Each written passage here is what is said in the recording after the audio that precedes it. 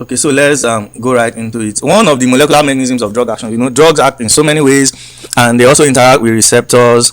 They interact with ion channels. They interact with, but basically all these things are proteins. Okay, they are proteins, and that proteins generally can be classified into two. We have structural proteins and we have functional proteins. Basic principles of biochemistry. The structural proteins are just for structures. Okay, then why the functional proteins have physiological roles and all of that, other than maintaining the structure of the body.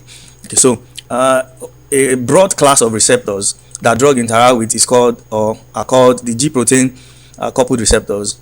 These GPCRs are also known as the metabotropic receptors or the 7 transmembrane receptors.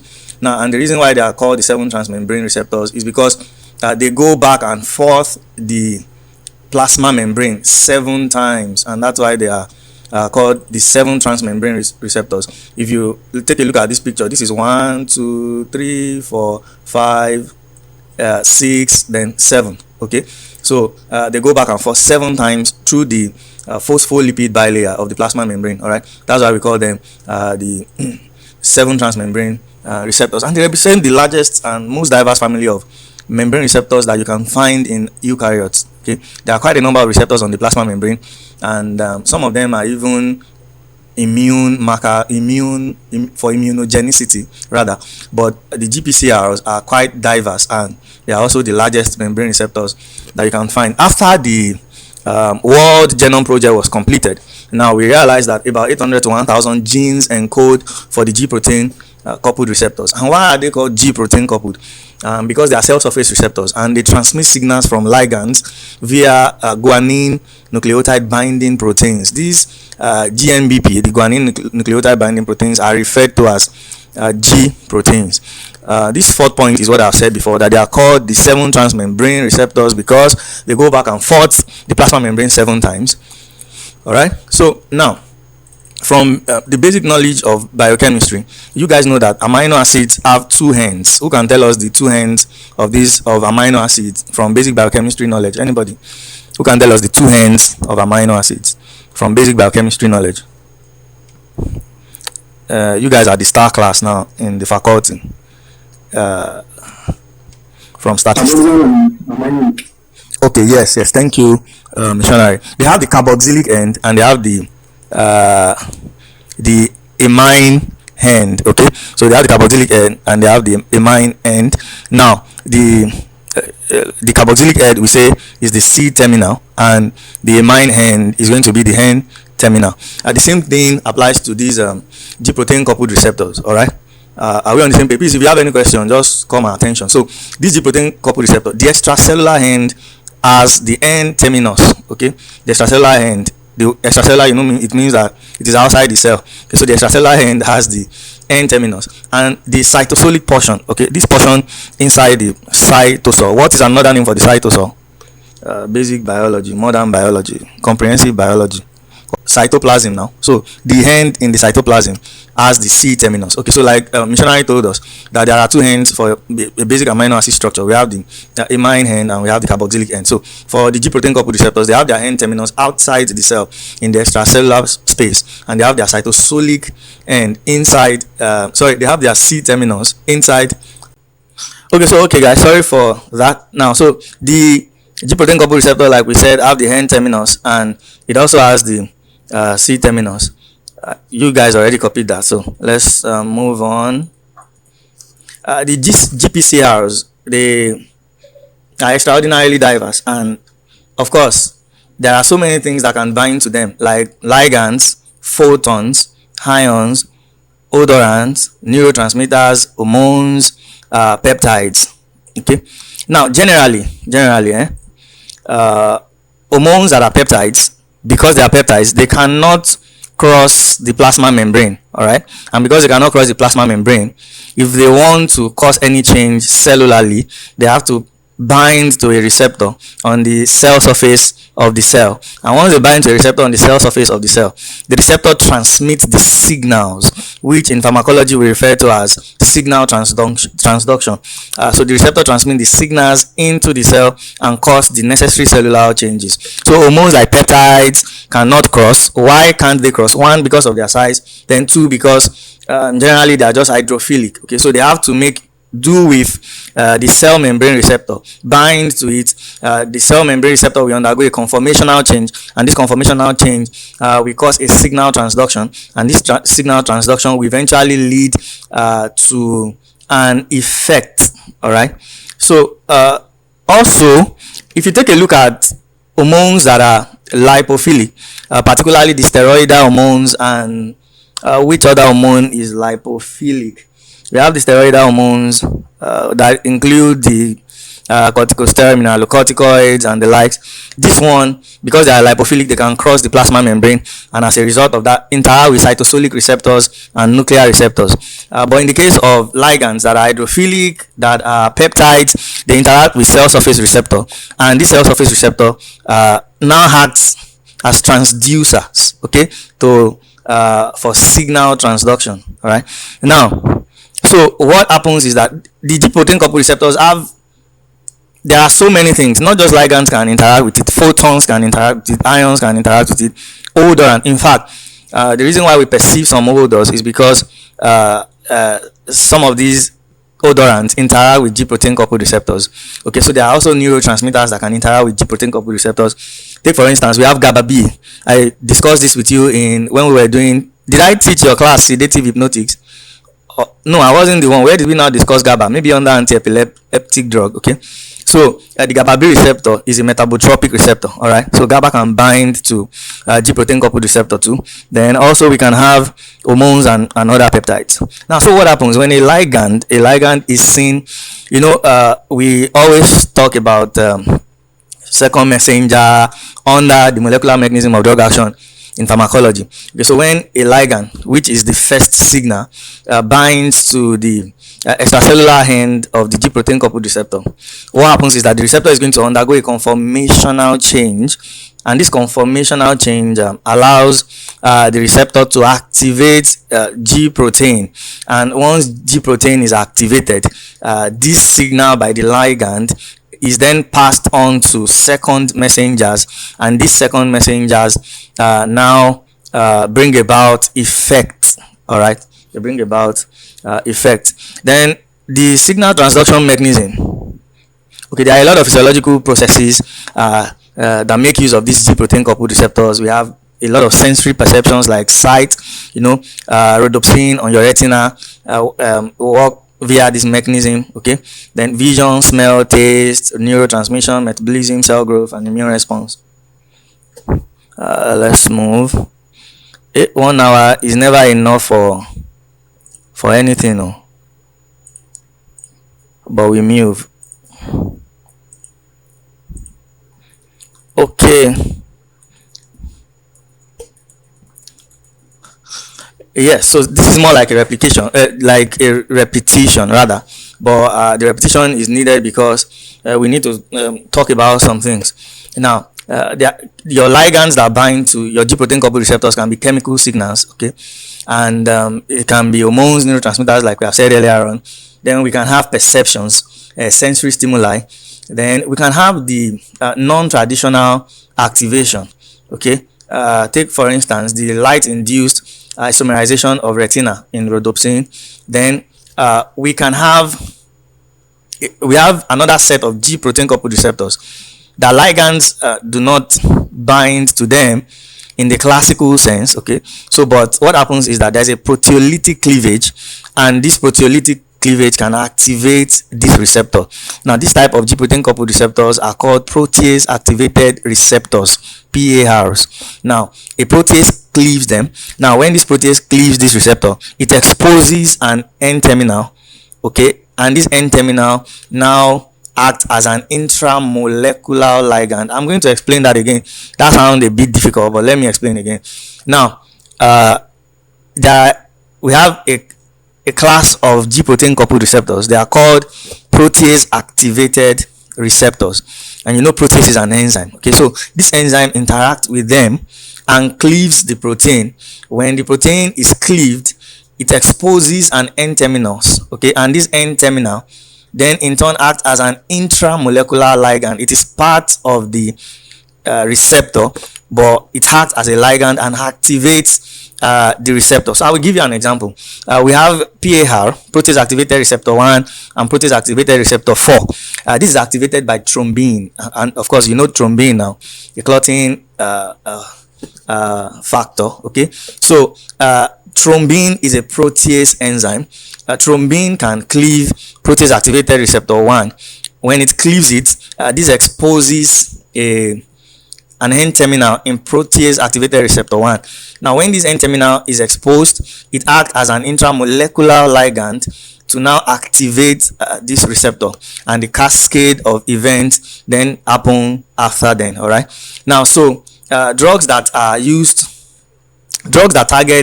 PAR1, take for instance, can be used to prevent thrombin-induced platelet activation, and thereby they can reduce clot formation. And these drugs are useful in preventing adverse cardiovascular events in patients with particularly atherosclerotic cardiovascular disorder. All right, are you following? Is this PAR mechanism clear to you guys? If it's not clear, I can take that again. Is the PAR mechanism clear to you guys? Not really, sir. Okay, let me take that again. This is it. Now, some G protein, like we said, most G protein coupled receptor require a ligand to bind to the N-terminal, and when they bind to the N-terminal, the N-terminal activates G protein. Then there is a cascade of events. Then the effects happen.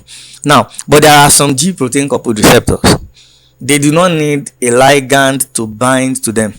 All that they need is cleavage. Okay, they just need to be cleaved by a protease enzyme. Of course, you know that protease will digest protein, but in the case of the molecular mechanism of drug action, we will not say digest, we will say cleave. It will just cleave a part. Now once the GPCR is cleaved, it becomes activated. Okay, now this cleaving exposes an N-terminal sequence. You already understand what N-terminal is. I already explained that to you. I said an amino acid has like missionary told us, amino acid has the N-terminal and the carboxyl terminal. Now so this protease, if they interact with this GPCR, they cleave the GPCR. When they cleave the GPCR, the N-terminals now becomes exposed. All right, now this N-terminal internal acts like a ligand, but we now say it's an intramolecular ligand because it is part of the protein. So this N-terminal now activates the receptor. So they get cleaved, a part gets cleaved, and this cleaved part exposes an N-terminal sequence. Now this N-terminal sequence itself now has the intrinsic ability to activate the receptor. Then there is an effect. Okay, so thrombin itself does not bind to PAR, protease activated receptor, which is a type of G protein coupled receptor, but thrombin cleaves PAR to expose an N-terminal. That N-terminal now acts as a ligand to activate the receptor, and the cascade of events will take place. Then there will be action. Is it clear now, or am I still being maybe there's too much verbosity? Is it clear? If it's not clear, I can go all over again. Yes, so let's move from. So in the case of this PAR1, the antagonist will now prevent atherosclerotic cardiovascular disease. Okay, because what the antagonist will do is to prevent the cleavage of thrombin and all that. Okay, now the G protein can also be activated by mechanical inputs like stress on the heart and all that. Okay, so this is what a G protein coupled receptor looks like. There's a ligand binding. Then I think I'm still going to explain this, so let me not explain now. Let's move to the classification of G protein coupled receptor. The classical classification, if that is not a tautology, the classical classification is that we have class A to F. So what is class A? Class A is also called rhodopsin. So the classification of the G protein coupled receptors, we have class A.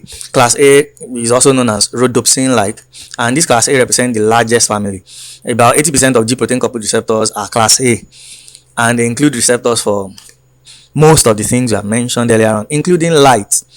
All right. Now, so what characterizes class A, the rhodopsin-like GPCR? They have a short extracellular region. All right. Then they have a palmitoylated cysteine on the C terminal. So where did we say the C terminal is? We can hear you, sir. Okay, so where did I say the C terminal is? Intracellular. The intracellular compartment. Thank you. So for the class A GPCR, all right, they have a short extracellular region. Then they have a palmitoylated cysteine on the C terminal. Now, the palmitoylated is not to bamboozle you guys. It's just from the word palmitic acid. Okay, and you know palmitic acid is a fatty acid. Okay, I think it's a saturated fatty acid. Palmitoylated cysteine means that a palmitic acid is attached to a cysteine group. Cysteine is an amino acid. So when we say palmitoylated, it means that a palmitic acid is attached to the cysteine group. This is a post-translational modification. All right, you know the processes of protein formation. I've been echoing this since your 300 level when I talk drug discovery and development. Now we have transcription, then from transcription to translation. Now, so this palmitoylated cysteine does not happen in the process of translation. So it is after the translation has taken place, then a palmitic acid now gets attached to the cysteine group of the C terminal of your G protein coupled receptor. So I can ask you, describe rhodopsin-like or describe class A GPCR. So for these, all I need is just that they have short extracellular domain and the palmitoylated cysteine on the C terminal. If you want to sprinkle icing on it, you just say that a palmitic acid is attached to the cysteine group post-translationally. So the class B, these are the secretin receptor family. Okay, so these have approximately 70 receptors, and they are for peptide hormones generally. You know, secretin is a peptide like glucagon is. Okay, now what characterizes this class of GPCR is that they have a long N terminal, unlike the class A. The N terminal is it's approximately 120 amino acids, and the N terminal also has a disulfide bond for ligand binding. All right. So class C is the metabotropic glutamate family, and this is the receptors for some of the common neurotransmitters that you know, like glutamate, GABA B, what's it called, calcium, taste, and so on and so forth. Now the N terminal is quite larger than class B. Okay, it's about 500 to 600 amino acids. It appears that as we are going down, the N terminal is becoming bigger, and they form like a venous fly trap. You know what a fly trap looks like. Okay, now, and this class C, generally they are obligatory dimers.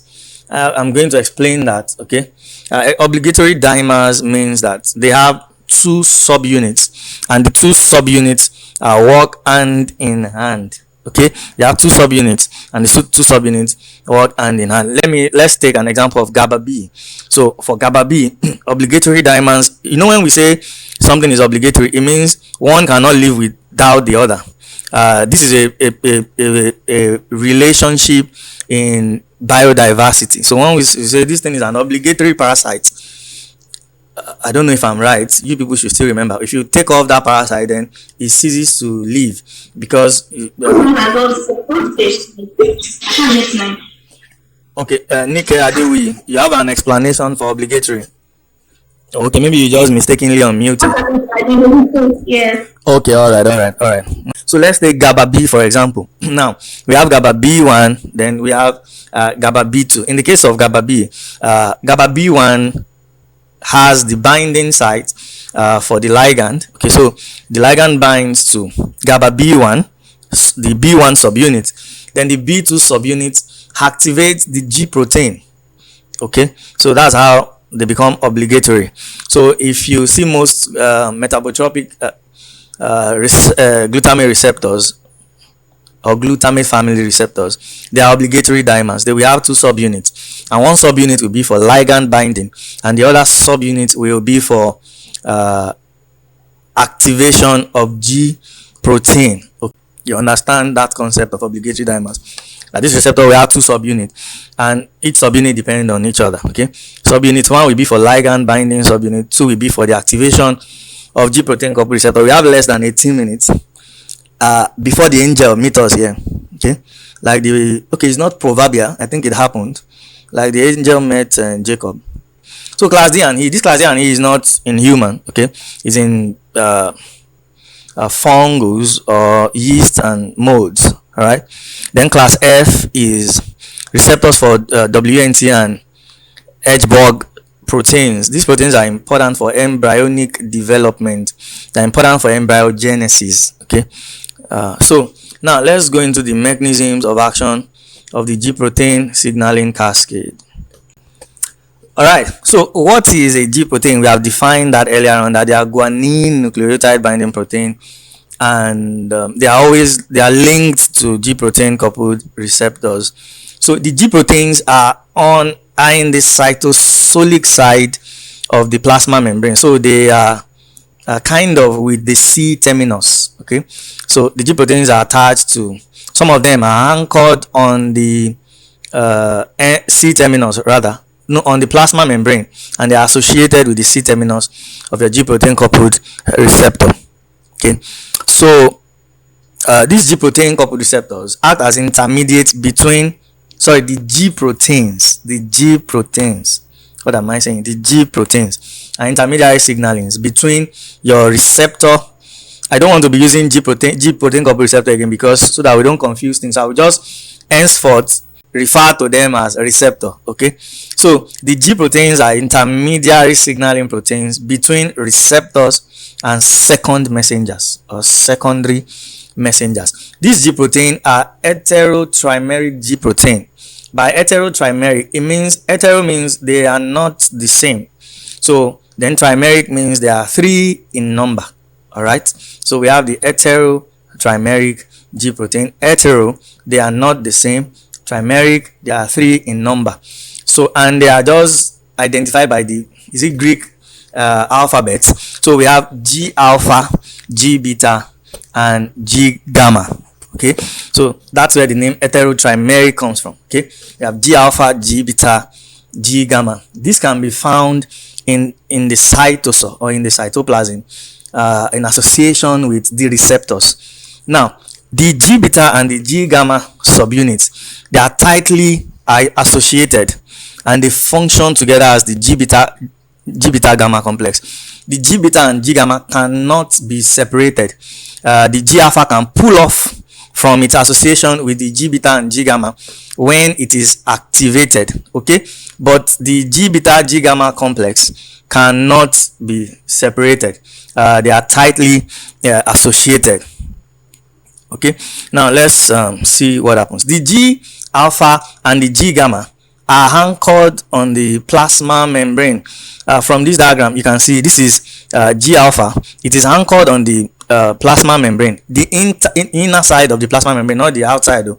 The inner side of the plasma membrane. Then the G gamma is also anchored on the inner side of the plasma membrane, and this anchor is a lipid anchor. Okay, if you see the beta, the G beta is just sandwiched between G alpha and G gamma, but it is not anchored on the plasma membrane, on the inner side of the plasma membrane. I hope you guys understand this. Now, the G alpha and the G gamma are anchored to the inner side of the plasma membrane via a lipid anchor, but the G beta is sandwiched between G gamma and G alpha, but it is not anchored on the plasma membrane or to the plasma membrane, whichever preposition goes for anchor. Okay, now then we also said that the G beta gamma complex is a strong association, so they cannot be separated, but the G alpha can pull off from the G beta and G gamma. In a resting state, if the receptor is not activated, these three are found associated with each other. Then on the G alpha, you also have an association with GDP, okay, guanosine diphosphate. Okay, you have an association with GDP, all right, on the G alpha. So in a resting state, okay, we have G alpha with GDP in association with G beta gamma. Okay, so in a resting state, I take that again. In a resting state, we have G alpha with GDP, okay, in association with G beta and G gamma complex.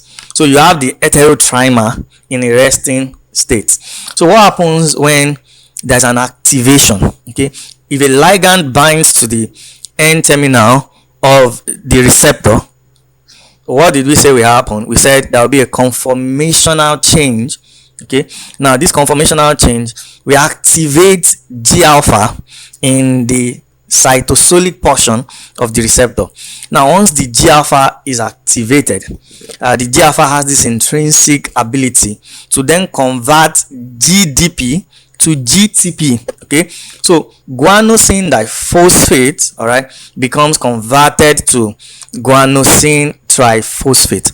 Now this now causes the detachment of the G alpha from the G beta complex. All right, so the G alpha becomes detached from the G beta complex. Then the G alpha now goes to activate another thing depending on what the second messenger system is. Take for instance, if the second messenger system is adenyl cyclase, all right, then it will activate the adenylyl cyclase, and this adenylyl cyclase will cause the conversion of ATP to CAMP. But let's take it a step after another. Now let me go all over again. If a ligand binds to the receptor in the N terminal, which is the extracellular portion, the receptor undergoes a conformational change. Now this conformational change causes, I said in the resting state, these three trimers are associated. Then on the G alpha, we have guanosine diphosphate. Okay, now so we have all these in association in a resting phase.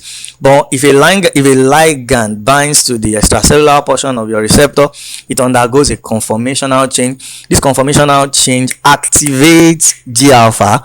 Now when G alpha is activated, it has an intrinsic activity to convert GDP to GTP. Now so your GDP gains a phosphate group now and becomes GTP. So your G alpha dissociates, yes, not disassociate, God help me this evening. Your G alpha dissociates from the G beta gamma complex and goes on to activate a second messenger system. If it's adenylyl cyclase, then your adenylyl cyclase will now follow the cascade of events. So who can explain briefly what I just explained? You start from the fact that what you describe a GPCR in a resting phase. Let's even start from there. Who can describe a GPCR in a resting phase? No activation. What does it look like? It's staring at you on the screen, so there's no need to. So who wants to describe? Explain what the. Okay, go ahead, please. Okay, so we said that the G proteins are associated with the G protein coupled receptors, that they are heterotrimeric, which means that they are different and they are three. And according to you also said that like the G alpha and G gamma are directly associated with like a liquid membrane that holds its a liquid anchor, while the G beta is sandwiched between the alpha and gamma. That's why three of them are able to hold when they are not associated with the ligand. But when they are associated with the ligand, before that, the G beta and G gamma are always together. They form a complex, the G beta and G gamma complex. But when they are associated with the ligand, the G alpha is going to convert GDP to GTP, guanine diphosphate to guanine triphosphate, I think.